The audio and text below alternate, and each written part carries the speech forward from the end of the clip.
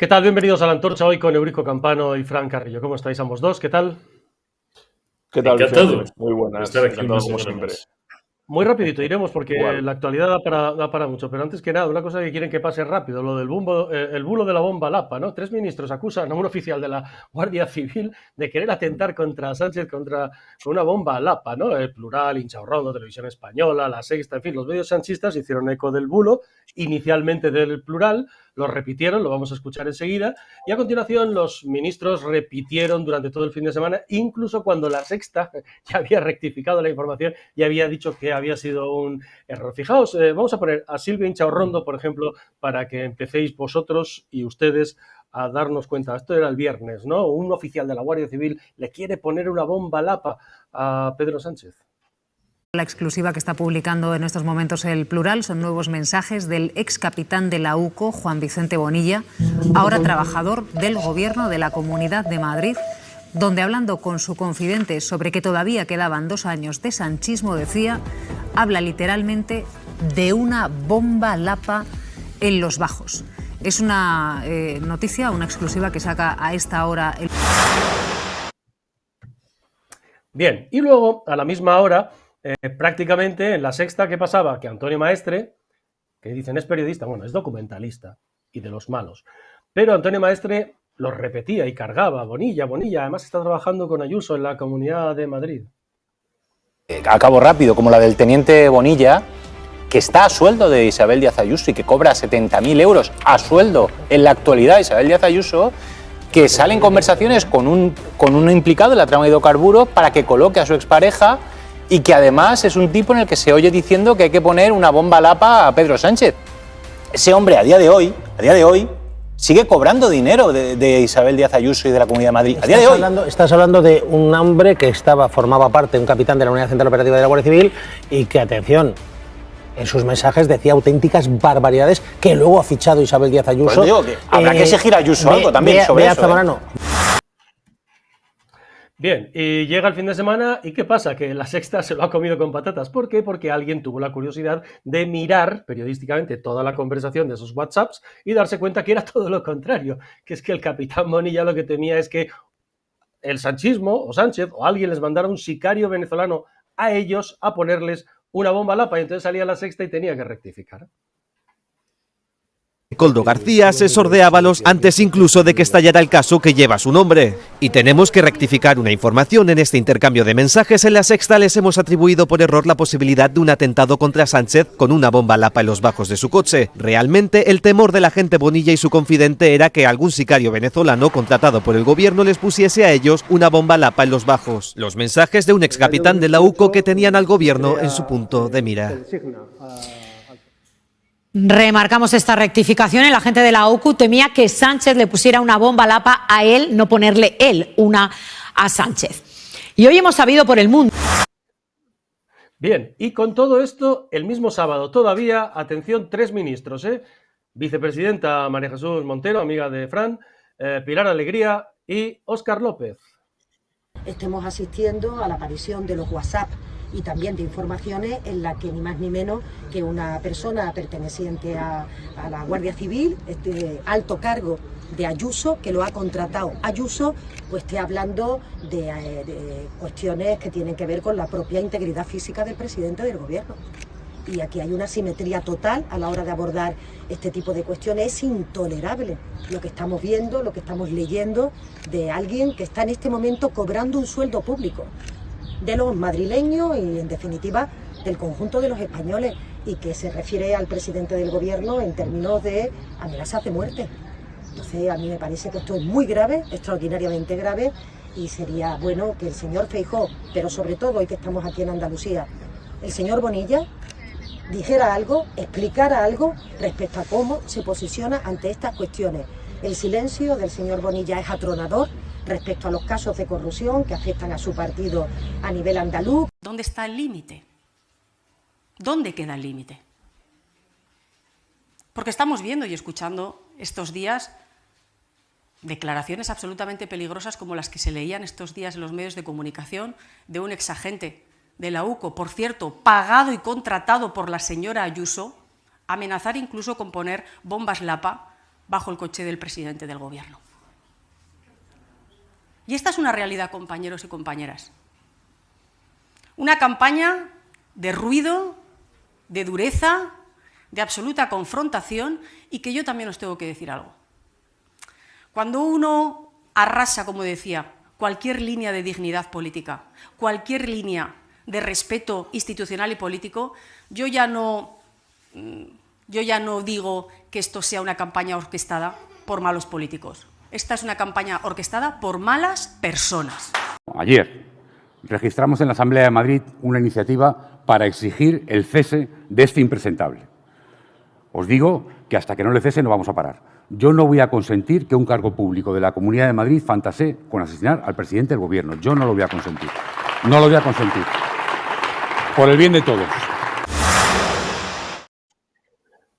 Hay que decir que Óscar López le preguntó ayer, nuestro compañero Ángel Sombrero de Telemadrid, ayer domingo, en un acto público que tenía, dijo: oiga, dijo usted ayer esto, que acabamos de escuchar, ¿quiere usted disculparse, pedir perdón? Y dijo: no, yo no he dicho jamás eso.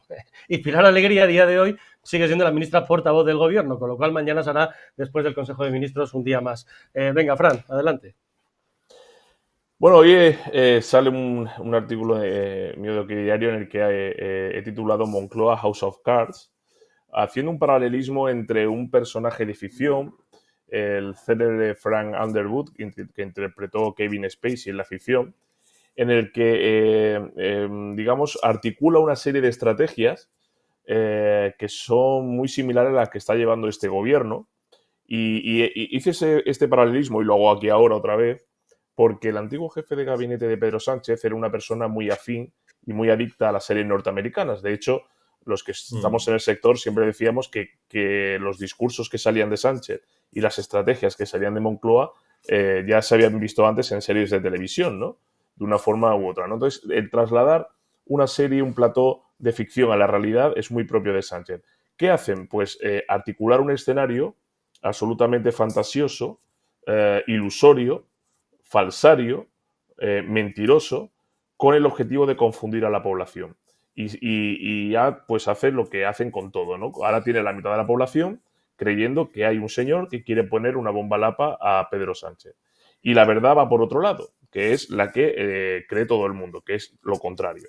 Y como esa gente no lee los medios que se encargan de no seguir y de no reivindicar lo que dice el gobierno, sino que se dedican a informar, se dedican a fiscalizar y a vigilar lo que hace el gobierno, lo que hace el poder, pues no le creen. Es decir, no solamente no rectifican ni los políticos ni las meretrices mediáticas que apoyan al gobierno, la mayoría en Radio Televisión Española, sino que la gente que consume ese tipo de programas y de productos y de falacias y de bulos consideran que efectivamente hay una campaña para asesinar al presidente. ¿Y sabéis quién hacía todo esto? Esto lo hacía a la perfección Hugo Chávez en Venezuela. Cada vez que había alguna bajada de popularidad o había algún caso delictivo dentro de su gobierno o había una llamada de la comunidad internacional, se inventaba un supuesto golpe de Estado interno, se inventaba que querían matarlo, se inventaba que los jueces iban en contra de él y que querían apresarlo, se inventaba que lo querían secuestrar.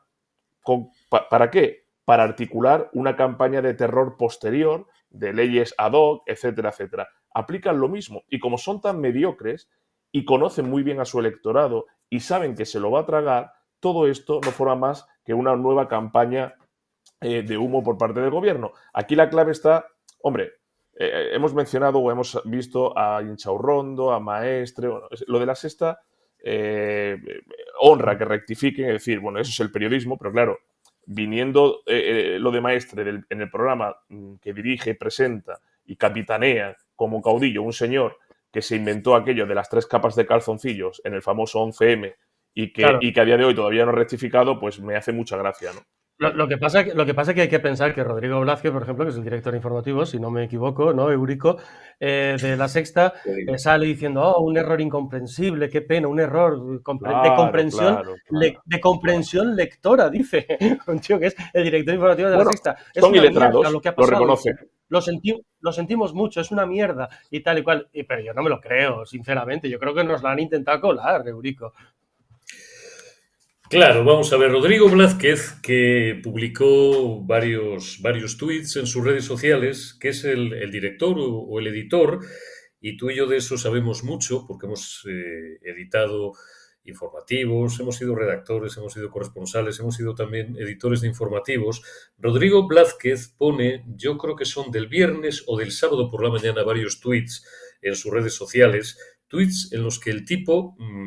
además de percibírsele muy nervioso, yo creo que está realmente avergonzado. El director de informativos de La Sexta, merecería un capítulo especial que excedería este debate, es César González Antón. Y Rodrigo Blázquez es un editor, que González Antón, a menos que alguien me corrija, pero es el organigrama clásico de esa casa, está a sus órdenes. César González Antón, que es hijo de Fernando González Urbaneja, profesional, muy respetado, de izquierdas, pero muy respetado, pero es el responsable máximo de este bulo y de esta falacia. Entonces, claro, fijaos en la literalidad del tuit, porque el tipo dice, fue un error incomprensible, pero fue un error de comprensión lectora que no fue corregido por nuestros filtros internos. ¿A qué filtros se refiere, Vicente? Tú has editado informativos, yo he editado informativos. ¿Qué filtros? Coño, el filtro éramos nosotros, eras tú que eras el editor, eran 3 o 4 ayudantes de edición que tenías, tus jefes de sección, tus periodistas, tus reporteros, etcétera. Es decir, él cumple órdenes. La secta rectifica. La secta, he dicho, no la sexta. La secta rectifica. El plural, a través de 2 periodistas, Loreto Ochandiano, no la conozco, José María Garrido, subdirector del Plural, sí le conozco, fue uno de los tipos que con más saña me atizó cuando Begoña Gómez tuvo la mala idea de incluirme en una querella que devino absolutamente nada, que al juez de la Plaza Castilla le duró pues 5, 6, 7 meses. Sin embargo, ven la paja o la viga en el ojo ajeno, o la paja en el ojo ajeno y no la viga en el suyo. Es decir, atacan con saña todo lo que ellos consideran bulos, desinformación, y luego, sin embargo, se permiten unos lujos dentro de esa doble vara de medir que caracteriza a la izquierda, que son dignos de mejor causa. Estos son los tipos que atribuyeron 2 DNIs, 2 números de DNI al juez Peinado, que le acusaron de operaciones inmobiliarias irregulares, todo para que su directora, doña Angélica Rubio, fuera admitida al Consejo de Administración de Radio y Televisión Española. Aquí no pasa nada. Silvia Inchorrondo tiene el desahogo, tiene la jeta, tiene la cara dura de este fin de semana, el sábado creo que fue, desde la cadena SER, seguir dándonos clase a los medios de la fachosfera, dicen ellos, a OK Diario, a Periodista Digital, a una serie de analistas independientes como Fran y como muchos otros, de lo que es y de lo que no es. Son como Epicuro, dudo que sepan quién era, del ser de todas las cosas, del ser de las que son, del ser de las que no son. Y sin embargo, esto sigue teniendo calado entre su gente. Esta es una cloaca mediática equiparable a la cloaca de Ferraz y a la cloaca de Moncloa. Y luego, si me permitís, al final hablaré de una tercera cloaca que es la peligrosa. Decía el otro día Soto Ibars en el programa de Iker, y decía bien, con un lenguaje que a mí me es familiar, porque puede resultar a lo mejor un poco abrupto para algunos, pero decía, estos ya van con la picha fuera, con perdón, van con todo, les da igual todo, porque están muertos, porque lo saben. Y como están muertos, ahora los pocos meses que les queden son más peligrosos que nunca. Cuidado, porque veremos cosas todavía que nos helarán la sangre. Sí, sin duda, y además juegan a lo que dice Fran. Hoy mismo las encuestas que hay, dices, no, es que sostiene el 28%, 110, 115 diputados, y eso está muy bien, pero que muy bien, para lo que hay, para lo que tiene encima, con lo cual crean esa confusión y seguirán, habrá la mitad que pensarán que sí, que efectivamente todavía hay un capitán por ahí de la Guardia Civil que quiere poner una bomba lapa a Sánchez, y otros que dirán que no, pero claro, yo he trabajado en una cadena americana de televisión como NBC, os aseguro que Rodrigo Blázquez, o sea, en una empresa privada, Rodrigo Blázquez y el responsable del director de informativos estarían en la calle hoy mismo. Y en una cadena pública, que también he trabajado en ellas, pero conociéndolas como son en España, me extraña menos, Silvia Inchorrondo estaría en la calle hoy. El director de informativos, que es el enchufado de JP, de José Pablo López, John Aritimuño, estarían en la calle también. ¿Cómo se puede difundir una cosa así que supone acusar a un capitán en activo de la Guardia Civil de querer ponerle una bomba lapa al presidente del gobierno sin el más mínimo control? Es que es una cosa increíble, Fran. Vicente, que son los mismos que en el peor atentado terrorista que sufrió España se dedicaron un día a mentir a toda la población. En el año en el que cambia el curso de la historia de España y que seguimos arrastrando desde entonces todo lo que vino a partir de ahí. O sea, la historia de España cambia en 2004 y quienes se dedicaron a velar por la transparencia, que son los mismos que dan lecciones de periodismo y de ontología hoy, entonces se dedicaron un día entero a sacar a la gente a la calle en base a mentiras y a informaciones falsas sobre quién había sido, por qué había sido, lo que se había encontrado, etcétera. Y luego se dedicaron a ocultar la información y a no revelar lo que decía la sentencia del juez Bermúdez. Esos mismos están hoy repartidos. Decía bien Eurico, es que la señora que saca el bulo y la mentira es consejera de Radio Televisión Española. Es que la comisaria mediática que se embolsa $500.000 de euros cada año por mentir y por servir de correa de transmisión de la propaganda sanchista, está ahí precisamente para hacer de activista oficial del régimen, no para informar y no para contar la verdad. Pero ella se va a autoproclamar la comisaria política del régimen o la Goebbelsita, digamos, moderna del socialismo. No, ella se tiene que poner como la adalid del periodismo correcto, de la deontología perfecta y del periodismo fetén. Entonces, estos son los peligrosos. Claro. Lo que hay que decir a la gente, a las charos y a todos los que siguen votando todo esto, a estos mediocres y a la ministra mentira, a la ministra Mopongo, que no sé cómo una señora puede decir lo que dice y que no se le caiga la cara de vergüenza y pedir explicaciones de lo que ha dicho otro señor en Madrid al presidente de la Junta de Andalucía. Es de vergüenza, pero bueno. Hay gente que todavía sigue creyendo que estos son los buenos, pero es que están replicando, y con eso termino, Vicente, Eurico, lo he dicho más de una vez, están replicando lo mismo que pasó en España entre 1936, febrero del 36 y julio. Lo mismo, acoso a los medios, mentiras, descalificación, etcétera. Solo, y además campañas achacando a la oposición querer dar un golpe de Estado y asesinatos. Cuidado a ver cómo acaba esto. Claro, uniendo lo que tú dices, ¿no? Y haciendo ese paralelismo que tantas veces hemos hecho de este PSOE de Sánchez con aquel PSOE de aquellos tiempos, ¿no? Y contando un poco lo que dice también Eurico. Claro, ¿los veis capaces de un tongazo electoral? Lo planteo así, porque hoy, por ejemplo... ¿Cómo? Por supuesto. Sí, ya lo han hecho. Ya ocurrió. Sí, que ya lo han hecho. Sí, por eso. Hoy, por ejemplo, hemos leído que Leire Díez, la cloaquera de Eurico, la cloaquera del PSOE, Leire Díez, presumió en su despedida de correos, mandó un correo, y presumió de haber sido la que había controlado el voto por correo de las últimas elecciones generales. Entonces da un poquito de miedo esto, ¿no, Eurico? Estos van con todo, vamos a ver. Decía Jesús Cacho en Voz Populi este fin de semana, cuya lectura recomiendo, que nadie en su sano juicio, que pues tenga un mínimo de raciocinio, a la luz de lo que está haciendo, de reformar la justicia de modo y manera que de reformar o de intentar perpetrar leyes contra la libertad de los medios de comunicación, de ampliar o reformar el estatuto del Ministerio Fiscal, de una miríada de cuestiones que le garantizarían el poder absoluto, incluso pucherazo mediante, porque ni una sola de las encuestas, las de Tezanos no las cree nadie, le garantizan una continuidad en el poder más allá de los 2 años que quedan de legislatura, que no los va a poder agotar de ninguna de las maneras. Esto ya es insostenible. Nadie en su sano juicio, a la luz de lo que está haciendo, y que podría ser utilizado teóricamente por el gobierno que vaya a suceder a este gobierno del bulo, de la mentira, del robo, del latrocinio y de las cloacas, podría ser utilizado contra ellos, salvo que él tenga la seguridad de que va a seguir en el poder. ¿De qué manera? Desde luego no por la voluntad de las urnas, por cualquier medio imaginable o inimaginable. Vuelvo a insistir, veremos cosas que nos van a helar la sangre, van con todo. Como decía Soto Ibars el otro día, le vuelvo a citar por segunda vez, van con todo, la llevan fuera, les da igual todo, se la pela todo. Citaba Voz Populi este fin de semana la literalidad de las declaraciones a un redactor, un periodista de Voz Populi, de un miembro del gobierno, según parece, porque es la literalidad, lo citaba Voz Populi, nos la pela todo, nos da igual, vamos a por todas. ¿Por qué? Ni siquiera por conservar el poder, no solamente por eso, porque esto es un modo de vida. Tú has sido muy fino porque realmente la expresión era otra, mucho más dura, ¿no? Es como nos suda la tal, todo, absolutamente todo. Yo quiero de todos modos que veáis, es muy rápido. Pero un momento, Vicente, solamente un minuto. Un minuto, antes de pasar, para que lo sepan los telespectadores de La Antorcha. En las últimas elecciones, 2 semanas antes del día D, Zapatero se pasa por la sexta y le dice a Ferreras Sí. que está muy tranquilo porque va a haber un gobierno progresista sí o sí y que se calme, se tranquilice, que está todo hecho.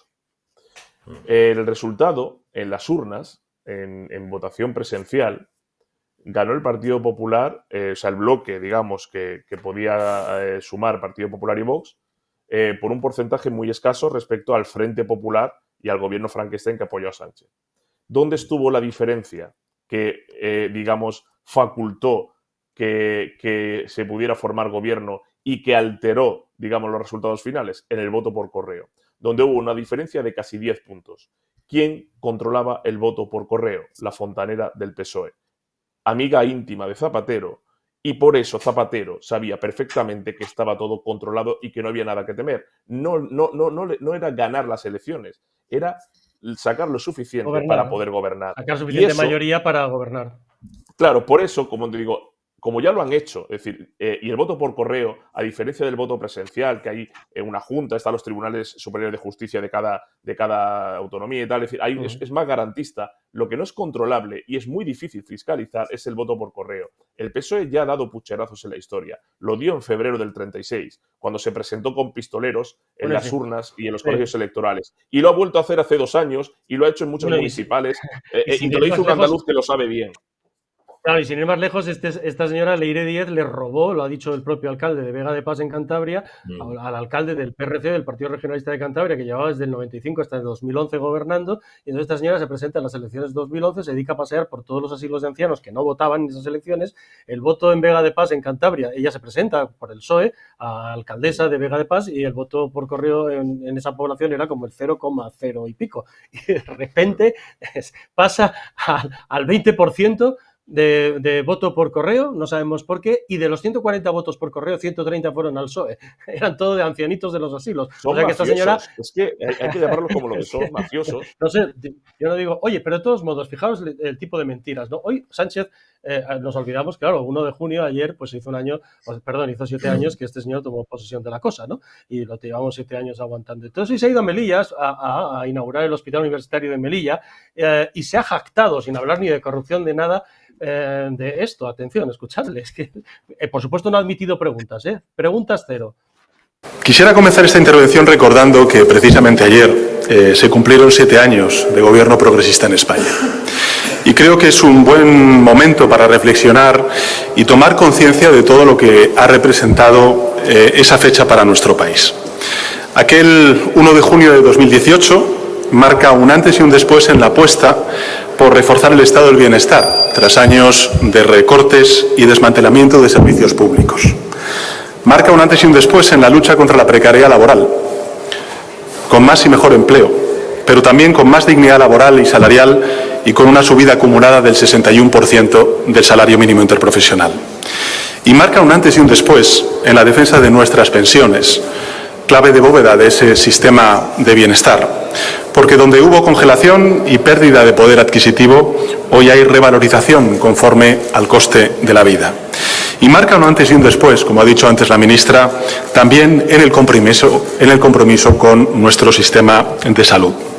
Porque donde hubo despidos masivos y se cerraban plantas enteras de atención sanitaria, hoy se abren hospitales públicos como este aquí en la ciudad autónoma de Sevilla. En la ciudad autónoma de Sevilla. Sí, en primer lugar es que no sabe dónde está. Es un problema de lóbulo frontal, sin entrar en detalles. Está en Melilla. Ahora Sevilla es una ciudad autónoma.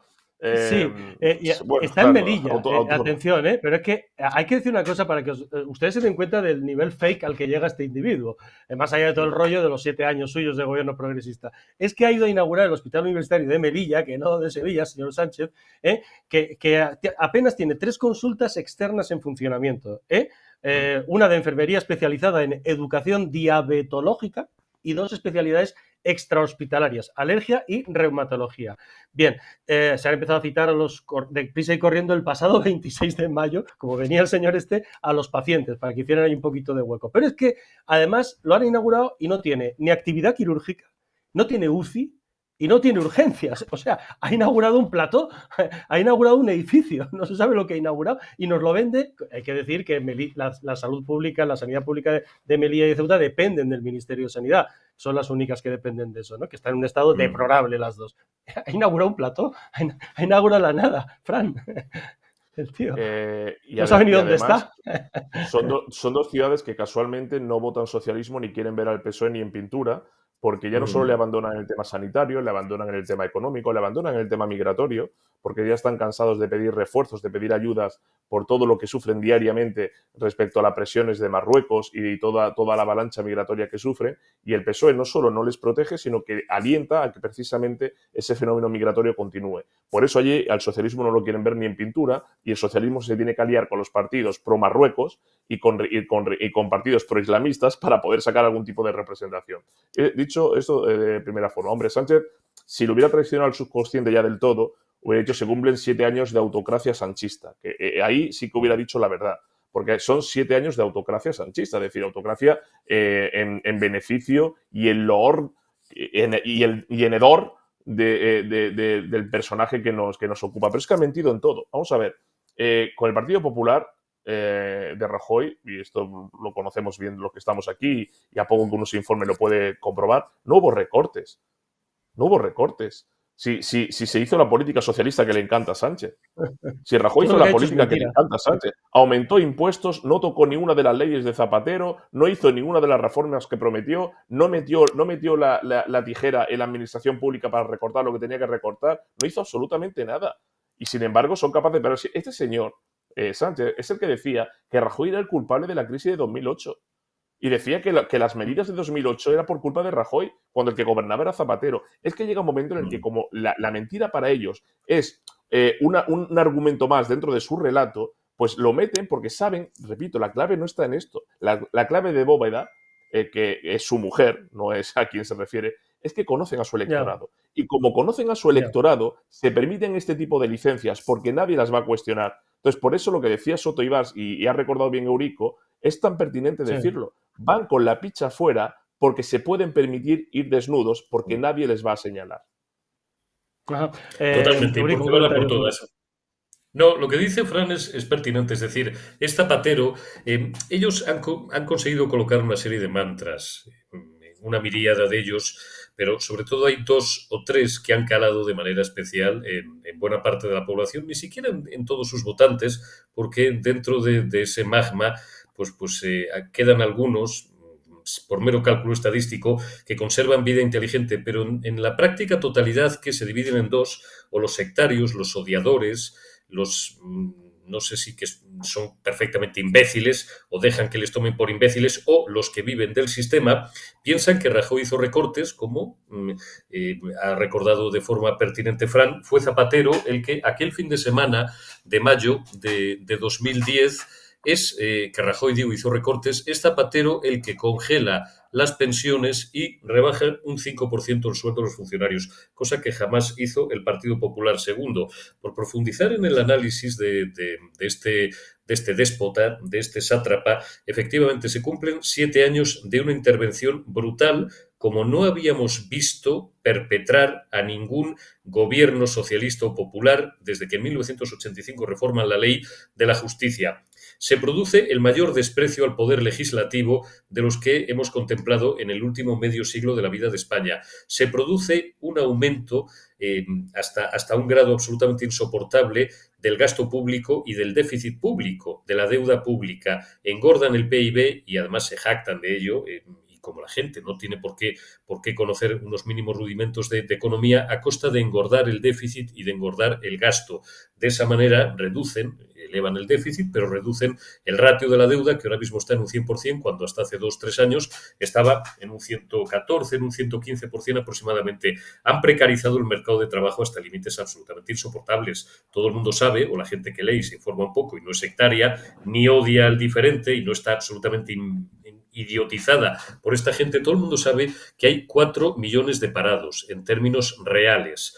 descontando esa manipulación que hacen de casi 1 millón de fijos discontinuos, de parados discontinuos, como les llamamos algunos, bueno, pues salen las cifras que le dan a Yolanda Díaz y que manipula Yolanda Díaz. Han manipulado el Instituto Nacional de Estadística hasta límites absolutamente insoportables. Han manipulado el Centro de Investigaciones Sociológicas, y de eso Fran sabe muchísimo. Es decir, y han despreciado la democracia hasta unos extremos completamente insoportables. Y esto lo sabemos en España y lo saben ya todos nuestros socios de la Unión Europea.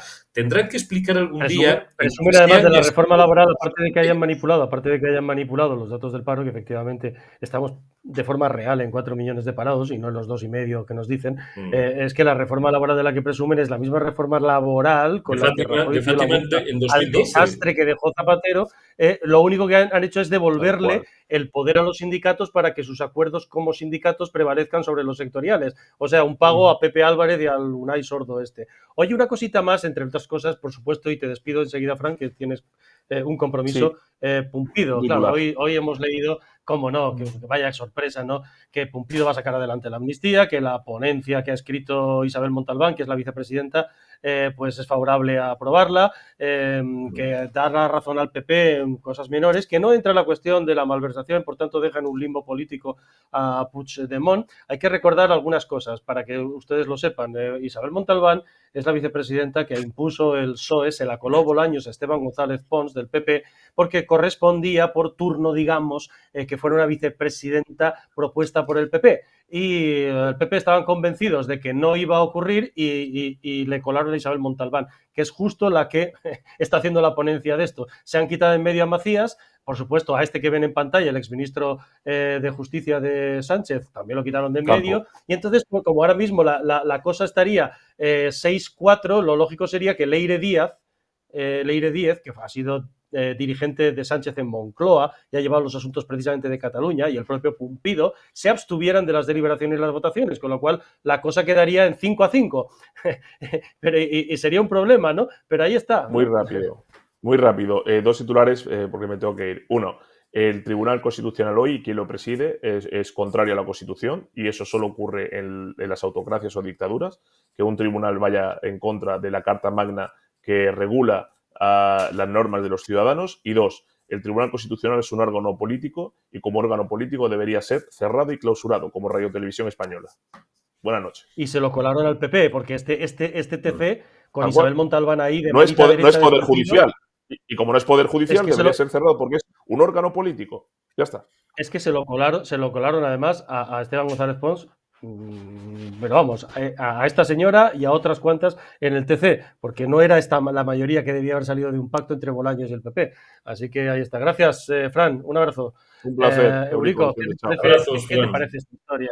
Porque claro, Pumpido y la exdirigente de Moncloa, Laura Díez, tendrían que abstenerse en las deliberaciones y en la votación.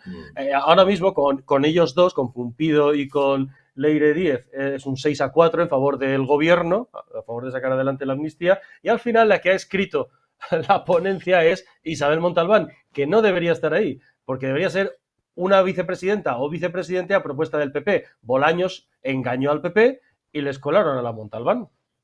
Claro, les colaron a Inmaculada Montalbán, que es la voz de su amo, que es la fiel escudera de Cándido Conde Pumpido, que es quien realmente está perpetrando toda la arquitectura y todo el andamiaje jurídico institucional del cambio de régimen que persiguen estos tipos desde que llegaron prácticamente al poder, desde esa moción de censura, merced a un párrafo fake del señor de Prada, que luego fue suprimido y en el que justificaron en la lucha contra la presunta corrupción del gobierno popular de Mariano Rajoy, etcétera, etcétera, la necesidad de regenerar el sistema.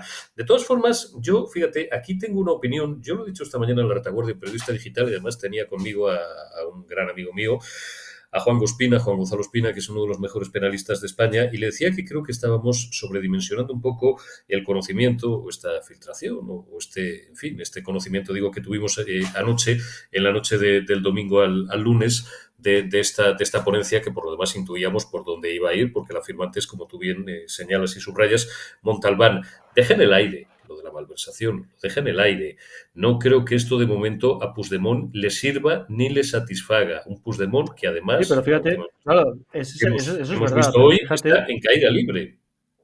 Sí, pero fíjate que a mí me parece muy inteligente, porque claro, el problema que tiene Sánchez, alguna vez lo hemos comentado aquí, si lo recuerdas, yo creo que contigo también, es que si le da todo ya a Puigdemont, rompe amarras.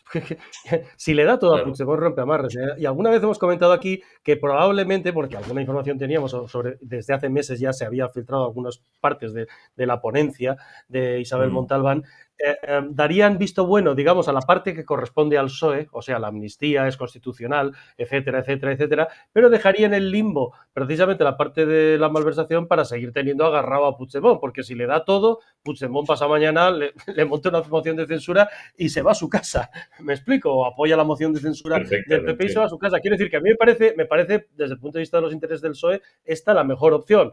La amnistía, ya lo veis vosotros, era constitucional, el Tribunal Constitucional era constitucional, todo muy bien, con el argumento este de que lo que no prohíbe la Constitución, por cierto, y esto es un argumento un poquito... Claro, dices, no, lo que no prohíbe la Constitución es que está permitido. Jurídicamente es falaz. Lo que no prohíbes está permitido. No exactamente. Claro, tampoco prohíbe expresamente la Constitución. Alguien decía esta mañana, no sé, los matrimonios forzosos, las ablaciones, los asesinatos. Y entonces, ¿qué pasa? Que están permitidos. El argumento es cuidadito porque es peligroso, claro, ¿no? Pero te digo... La opción es la mejor para el PSOE, porque ellos dicen, a nuestra parte, habéis visto, hemos cumplido con la Constitución y tal, pero todavía seguimos teniendo ahí pilladito por aquí al señor Puigdemont, no vaya a ser que una de estas, que está harto del PSOE y de Sánchez, eso sí, y va bajando en intención de voto y le está costando votos. Hoy hay una encuesta muy significativa en la prensa sobre la bajada de intención de voto de Junts y les está pasando coste electoral, como al PNV le está pasando coste electoral, pues, pero mientras tanto, por si acaso suelta barra, lo tiene ahí pillado, ¿no? ¿O qué? Sí, lo tiene pillado. Lo que pasa es que, claro, si avanzamos, si saltamos a la siguiente pantalla, yo creo que ya hace tiempo que más o menos hemos llegado casi todos a la conclusión de que el final de este gobierno no será por una retirada del apoyo parlamentario de sus socios. Hace ya tiempo, porque da igual, porque el panorama para ellos iba a ser muchísimo peor, muchísimo más sombrío, con un gobierno en el que el presidente fuera, que lo será dentro de menos tiempo del que mucha gente cree, Alberto Núñez Feijóo, y que tenga, aunque sea sin entrar en el gobierno, el apoyo de Vox y de Santiago Abascal, ¿no? La caída de este gobierno se propiciará no porque, ni siquiera porque Pedro Sánchez adelante y suelva las cámaras y adelante las elecciones. Yo creo que va a llegar más pronto que tarde el conocimiento entre tanto WhatsApp, entre tanta grabación, entre tanto audio, entre tanta basura, entre tanta cloaca, entre tanta desatascadora de las cañerías de este o del otro, con perdón, no quiero hacer ningún chiste estúpido ni con doble intención, va a llegar del conocimiento de alguna filtración tras la cual sea absolutamente imposible que, iba a decir Felipe González, no sé en qué estaría pensando, que Pedro Sánchez siga siendo presidente del gobierno. Y si hay que creer en lo que dijo y en lo que ha repetido en más de una ocasión Víctor Aldama, del cual algunos, bueno, pues a lo mejor pesimistas o desinformados, pues tenían el criterio de que en el fondo todo esto era un paripé, que él había pactado de alguna manera con el gobierno ciertos beneficios penitenciarios para su situación que es complicada, etcétera, etcétera.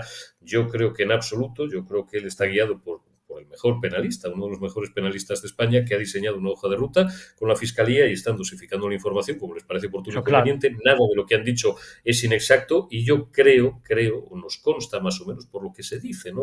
Por lo que se cuenta, que es tal todavía el caudal de información y de material que queda, que va a llegar un momento, llegará cuando llegue, puede ser el mes que viene, o puede ser a la vuelta del verano, puede ser cuando sea, puede ser pasado mañana, que salga algo que sea absolutamente definitivo y que imposibilite la continuidad de Pedro Sánchez al frente de la presidencia del gobierno, independientemente de Puigdemont, de Esquerra Republicana, de Bildu eta Batasuna eta Matalos, de Podemos, de Sumar, y de toda esta ganadería que apoya. Estoy convencido de que eso tarde o temprano va a ocurrir. Lo que el siguiente paso me parece muy optimista. Quiero decir, yo creo que conforme esté más apurado y conforme vayan saliendo más cosas que vayan cercándole personalmente en términos judiciales, quiero decir, no lo saca de ahí, es que no tiene, salvo que vaya un día y lo detengan, no hay nadie que lo saque de allí, o convoca elecciones, o no hay nadie que lo saque, o dimite, o no hay nadie que lo saque. Y yo creo que conforme eso vaya ocurriendo y el cerco se vaya estrechando, y por ejemplo hemos conocido que la Intervención General del Estado dice que hay irregularidades en uno de los contratos de Red.es con Barrabés, la amiga socio de Begoña Gómez, etcétera, etcétera, pues conforme eso ocurra, él va a tener más motivos para bunkerizarse ahí hasta el final de los tiempos, hasta el último día de esta legislatura, y si es posible, ya sabes que siempre hay un margen dentro del final de la legislatura en el que te puedes incluso pasarte ese margen. Esa es mi sensación, o sea que, pero lo veremos. Oye, hay una cosa, no quiero molestarte más, pero hay una cosa que yo creo que, y además tú como eres futbolero, que yo creo que, y por lo que yo he podido hablar hoy con gente que sabe de esto, sabe de islamismo, sabe de inmigración, etcétera, etcétera, que es el tema de los disturbios brutales que se produjeron en París en las horas siguientes a la final de la Champions que gana el PSG, el Paris Saint-Germain, y con 2 muertos, 200 heridos, 600 detenidos. Yo quiero que veas, y que vean ustedes, porque la sensación, por lo que yo he podido contrastar con gente, insisto, que colabora, por ejemplo, con las fuerzas de seguridad en la lucha contra el yihadismo terrorista, luego está la yihad intelectual, la yihad social, la yihad en los barrios, etcétera, es que Francia tiene un gravísimo problema para la seguridad, la paz y la unidad nacional, que es el islamismo radical de los hermanos musulmanes, que se han ido haciendo durante décadas con las segundas, terceras, cuartas y quintas generaciones de inmigrantes, ¿no? Y que utilizan, y esa es la conclusión que yo, por lo que he podido contrastar hoy, en estas personas que saben de estas cosas, cualquier evento público de masas para salir a la calle, liarla y hacer una demostración de poder, ¿no? De poder social, de decir, aquí estamos, ¿no? Por ejemplo, me decía una persona, insisto, que trabaja, pues, la fuerza del islamismo y su tejido social busca cualquier oportunidad para mostrar su presencia y su poder. Cualquier gesta deportiva, cultural o política es una oportunidad para arremeter contra la democracia que consideran el mal que corrompe la moral. Y dice y me decía otra persona, hay una realidad social y política que poco a poco se ha hecho evidente ya en Europa y que va a llegar a España, en todos aquellos barrios que los políticos han dejado en manos de organizaciones socioculturales islámicas y que ahora empieza a verse las consecuencias. Jóvenes nacidos en territorio europeo y español, esto añado yo, señor Ayuso, cuidado, señor Ayuso, pero que han crecido bajo el control islamista en otros valores, en otro orden social, político y educativo y cultural. El problema no es solo el nacimiento de los hijos de la inmigración, que los hermanos musulmanes lo tienen como un arma para ir conquistando Europa, sino en manos de quienes hemos dejado su educación. Y con este contexto y la certeza de que en los incidentes del sábado por la noche, gravísimos incidentes, brutales incidentes, era un escenario de guerra, hubo mucho más que fútbol. Yo quiero que vean ustedes y que veas tú, Eurico, un pequeño resumen que hemos recogido de las redes sociales de lo que allí se vivió en París.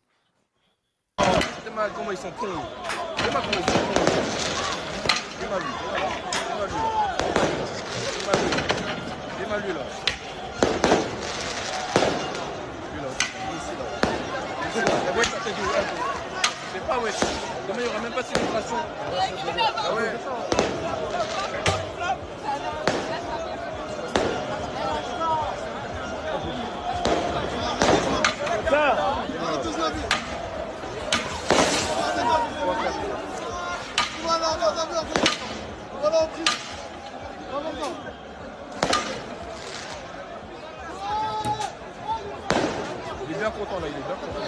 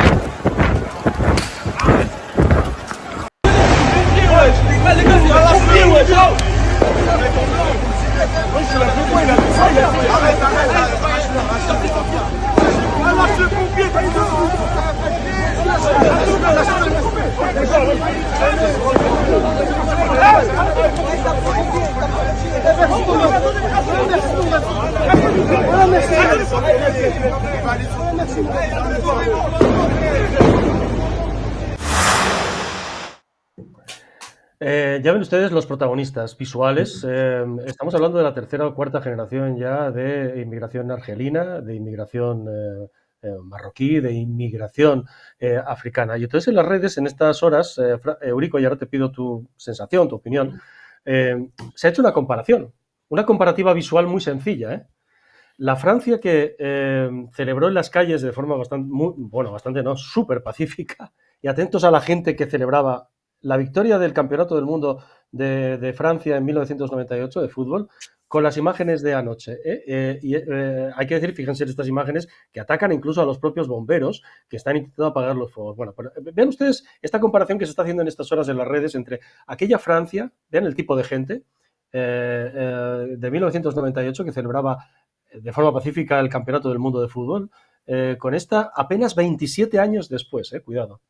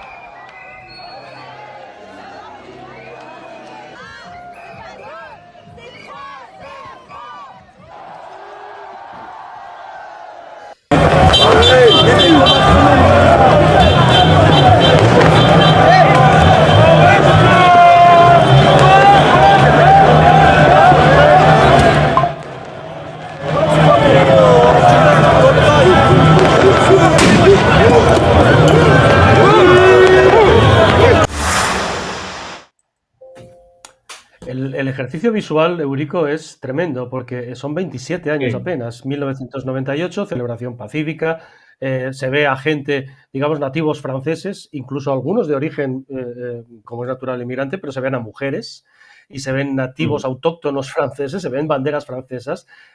No hubo ningún incidente, que recordemos, y ayer o este fin de semana lo que ha habido es un caos y lo que se ven son argelinos, marroquíes, probablemente franceses, señora Ayuso, franceses nacidos en Francia, señora Ayuso, y mujeres cero, banderas palestinas, etcétera, etcétera. Eurico, da miedo, porque hay que decir, y te dejo ya hablar, que hace poco Macron, el presidente Macron, como ven que está el tema de la inmigración, les está destrozando, porque la realidad está imponiéndose, la realidad en Europa está imponiéndose y les está destrozando electoralmente. Me consta por un dirigente del PP, por ejemplo, el otro día con el que hablaba yo, a efectos del Congreso de julio, que este tema les preocupa mucho para saber qué mensaje llegan a tener frente a Vox. Bueno, pues el presidente Macron recibe el otro día un informe de la inteligencia diciendo que hay un separatismo islamista y que los hermanos musulmanes están decididos a provocar el caos y una guerra civil en Francia para imponerse. Y entonces tuvo que convocar el Consejo de Defensa Nacional. Es muy serio, no es una anécdota ni es meros disturbios futbolísticos de gente vandálica. No lo es en absoluto. No hay mucho que añadir al análisis que has hecho, que es completamente impecable, y al montaje, al resumen de imágenes que habéis hecho, con la comparativa con hace apenas menos de 30 años, con 1998. Está todo dicho. Hay un proceso de sustitución, no solamente en Francia, que ha devenido en un estado fallido en muchas de sus zonas. Llevamos repitiéndolo ya en los últimos años. Recuérdese los gravísimos incidentes que tuvieron lugar, pues yo creo que hará 2 años como máximo por estas fechas, ¿no?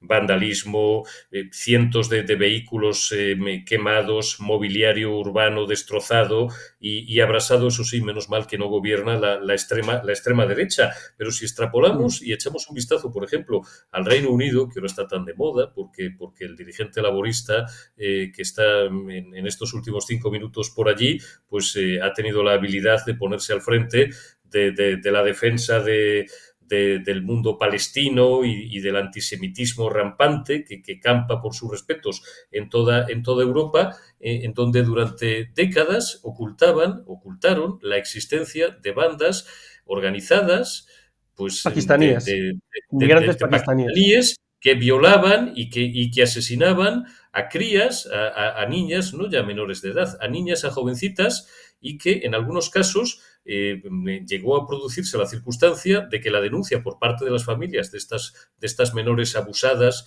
y violentadas durante años, o de ellas mismas, devino en detenciones y en medidas legales contra las denunciantes, es decir, contra las víctimas, o contra sus familias, es decir, contra quienes eran víctimas de estos salvajes, para proteger, porque esto es lo de siempre, no hay que estigmatizar a este tipo de minorías, como se dice en la prosa oficial del mainstream, del pensamiento dominante. Presten atención a lo que está ocurriendo en Irlanda en los últimos meses. Presten atención. La gente ha perdido la paciencia. Tú hablabas de cómo se está incubando el huevo, los huevos de la serpiente en muchos estados como Francia, que paradójicamente con la grandeza francesa, qué lástima quien ha visto a esa gran nación que ha sido históricamente Francia, a pesar de que cada uno pueda opinar lo que le dé la gana, porque España con Francia siempre ha tenido esa relación curiosa y a veces tortuosa entre dos vecinos de amor y de odio y de rivalidades y históricamente a lo largo de los siglos de encuentros y de desencuentros. Francia ha sido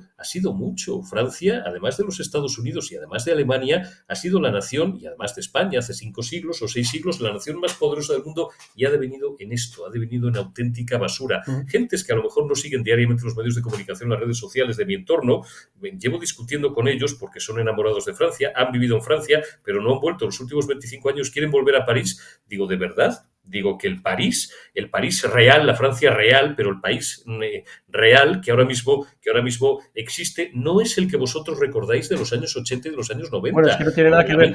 No tiene nada que ver, y esto está pasando, no digamos, por ejemplo, en Bélgica, Bruselas, en Roma es brutal el cambio, simplemente visual, estético. Y claro, aquí el asunto es, por ejemplo, cuando dice, no, es que son españoles, bueno, es que ese es el problema. El problema es que estos chavales de segunda o tercera generación de inmigrantes, vengan de donde vengan, hay unas inmigraciones más fáciles de integrar que otras, sin duda alguna, pero es que el problema es que sean españoles. El problema es que han crecido aquí. Sí, pero ellos siguen teniendo...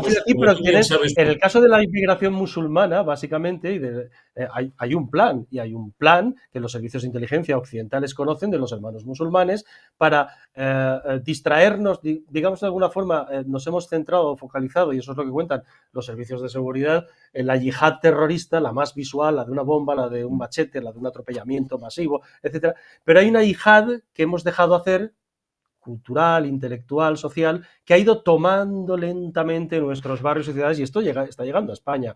Queramos o no queramos aceptarlo, lo quieran o no quieran aceptarlo, en el Partido Popular y en el Partido Socialista está llegando a España de forma peligrosa, muy peligrosa.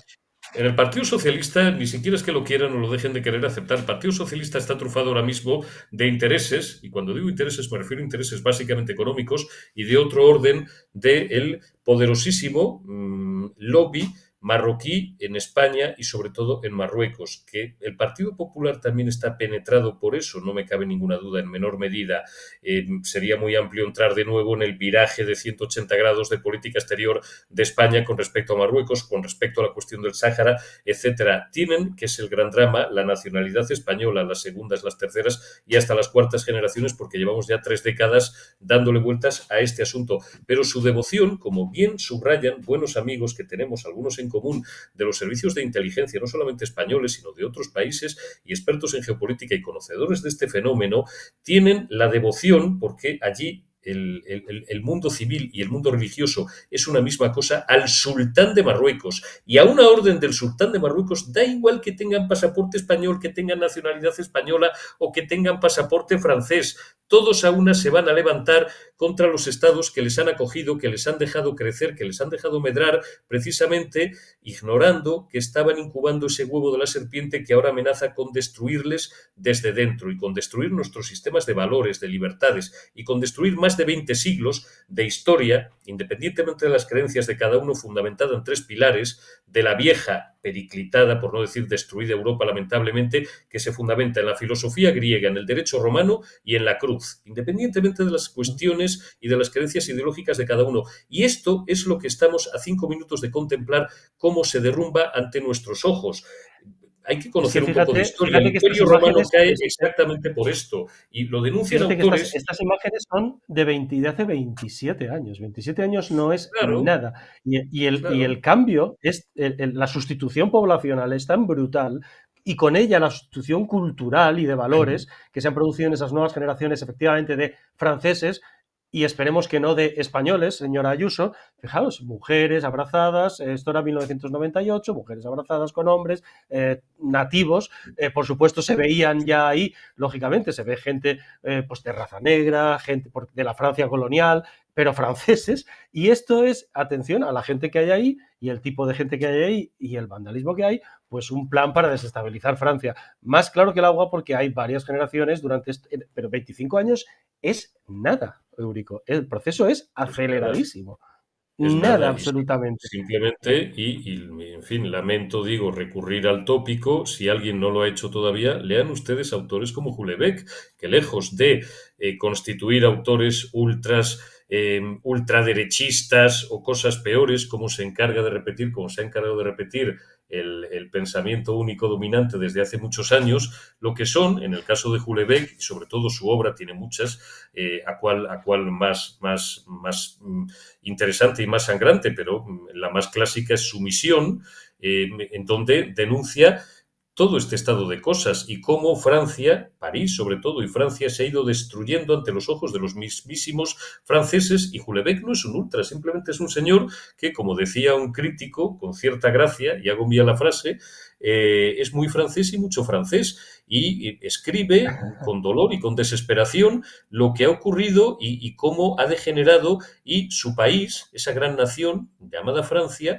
que algún día fue, igual que lo había sido España, igual que lo fue también el Imperio Británico, en menor medida, o durante un segmento de tiempo inferior, que fue dueña del mundo, pues ha venido en un estado fallido, en el que ya no es que no haya ley y orden, en el que se han destruido, porque ellos mismos lo han permitido, los valores que hicieron a Francia grande. Y España, que no está todavía en esa situación, pero está en un grave riesgo de seguir el mismo camino. No, pero está avanzando, quiero decir, aquí hay sitios... Estamos avanzando en eso, claro, en esa dirección. Sí, Figueras, en Sal, en zonas de... Primero, muchas zonas de Cataluña donde ya no entra ni la policía, donde son...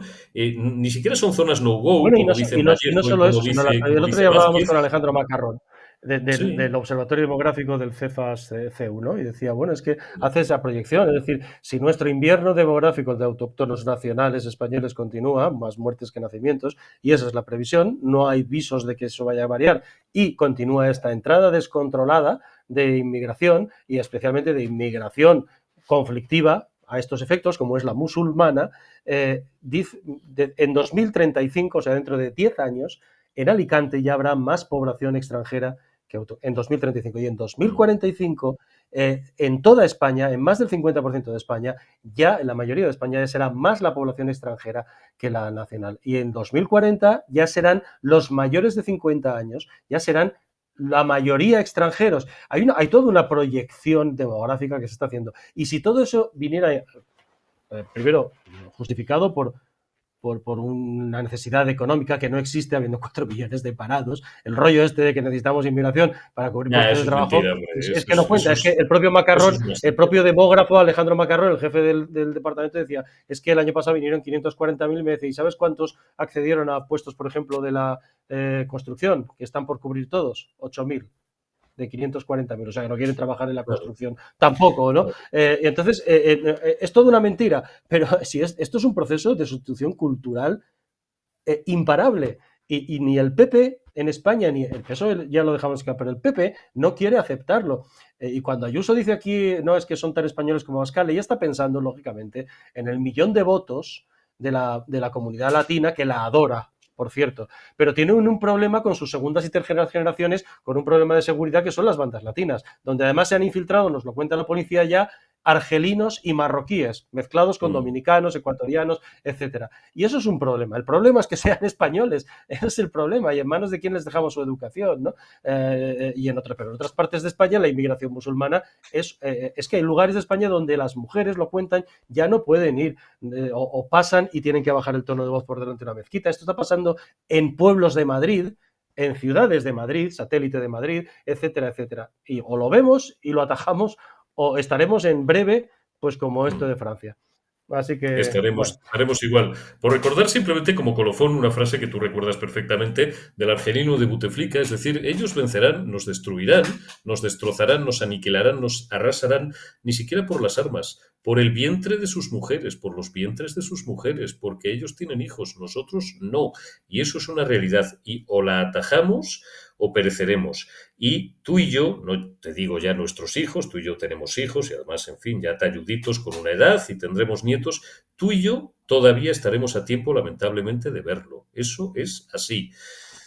Falta voluntad política, sobran complejos, por supuesto, y algo más, y miedo, y muchas más cosas, y probablemente intereses económicos, como he señalado antes, pero y no será porque no hay voces desde el mundo de la política, desde el mundo de gentes, de expertos. Antes he citado a Vallejo, he citado a Vázquez, hay muchísima gente, expertos que llevan décadas trabajando en las fuerzas y cuerpos de seguridad del Estado y en cuestiones de seguridad, expertos en inteligencia y en geopolítica. Bueno, el problema es que estamos regidos, como siempre, ni siquiera por los peores, que también, sino por los más acomplejados y por los que menos voluntad política tienen.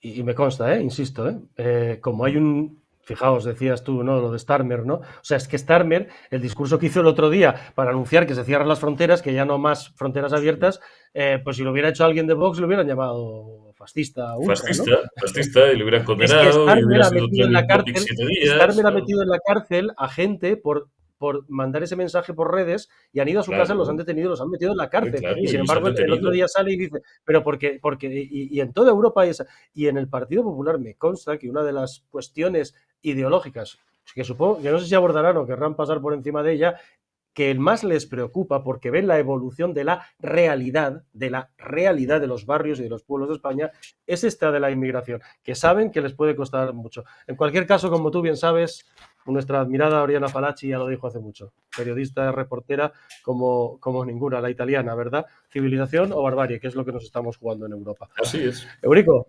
un fuerte abrazo y mil gracias por estar con nosotros. Cuídate mucho, Vicente. Un abrazo. Y gracias a ustedes por vernos.